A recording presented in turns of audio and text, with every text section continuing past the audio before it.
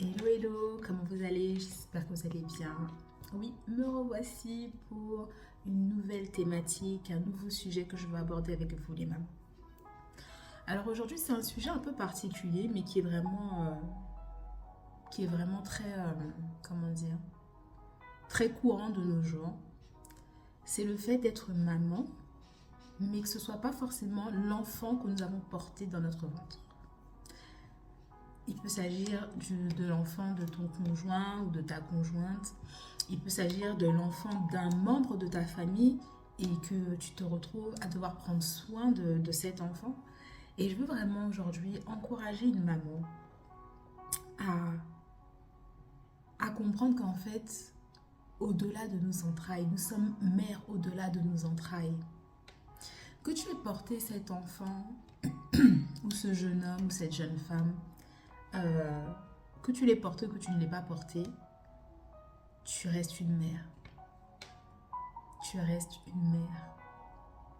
Donc, il est de ton devoir, de ta responsabilité, avec la capacité que Dieu t'a donnée, parce qu'il t'a faite comme ça, de prendre soin des personnes qui sont sous ta responsabilité ou qui te sont confiées, et encore plus par rapport à des enfants.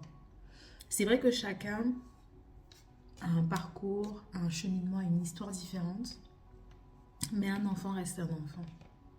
Un enfant a besoin d'amour, surtout un enfant qui n'a pas ses parents, dont les parents sont peut-être décédés ou peut-être sont pas décédés mais ne sont pas présents dans sa vie. C'est déjà un enfant qui part avec une certaine carence, avec un certain manque.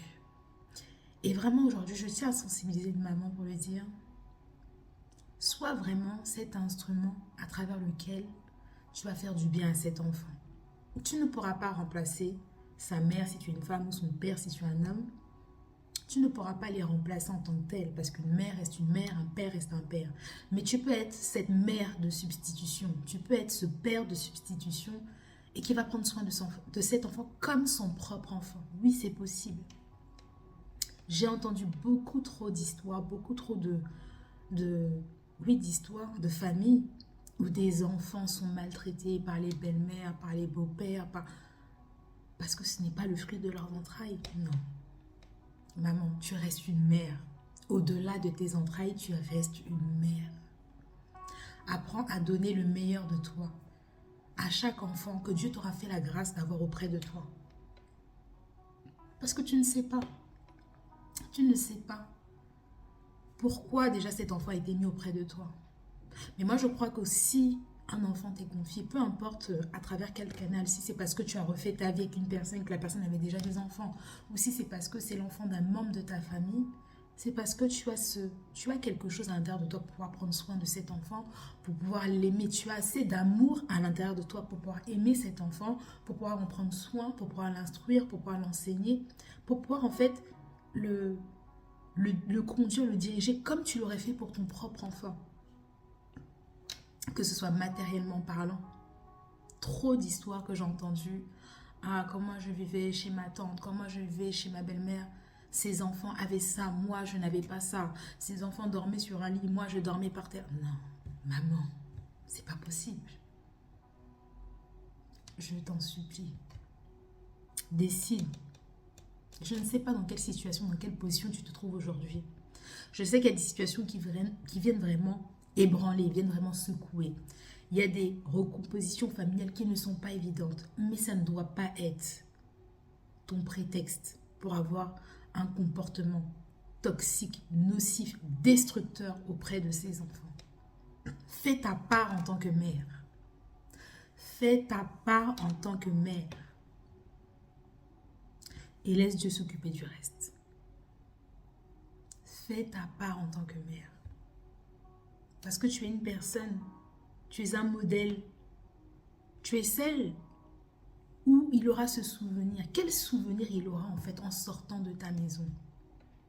Quel souvenir il aura de son enfance ou de cette période ou de cette saison où cet enfant aura vécu auprès de toi? Maman, tu es maman au-delà de tes entrailles. Et je veux vraiment que tu en prennes conscience.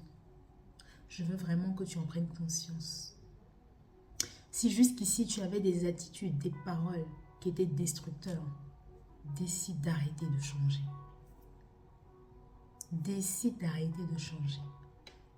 Tu ne peux pas en fait être cette mère qui contribue à la destruction d'un enfant. Ce n'est pas possible. Être mère, c'est bien au-delà de tes entrailles. C'est comme ça que Dieu t'a façonné, qu'il t'a formé. Tu n'as pas demandé à être mère, tu as été créée en tant que femme. Tu as été créée en tant que femme, en tant que mère. Tu as reçu tout ce qu'il fallait afin de pouvoir porter la vie en toi. Et qu'un enfant vienne de toi ou non, ça ne change pas en fait ce que tu es. Tu es une mère. Peut-être que tu n'as pas eu les modèles ou peut-être que c'est ce que toi-même tu as vécu. Ce n'est pas grave. Décide de donner à cet enfant ce que justement toi tu aurais aimé avoir. Ne viens pas répéter ou perpétuer des choses destructrices alors que tu sais que ce n'est pas bon. Non. Qu'en cette année 2024, tu prennes cette résolution d'être une mère au-delà de tes entrailles. Tu prennes cette résolution d'être une mère au-delà de tes entrailles. Que le Seigneur te fortifie. Parce que c'est vrai qu'il y a des histoires qui ne sont pas évidentes. Encore une fois, je ne veux pas te culpabiliser, mais je veux simplement éveiller ta conscience aujourd'hui. Maman, au-delà de tes entrailles. Sois bénie et à bientôt.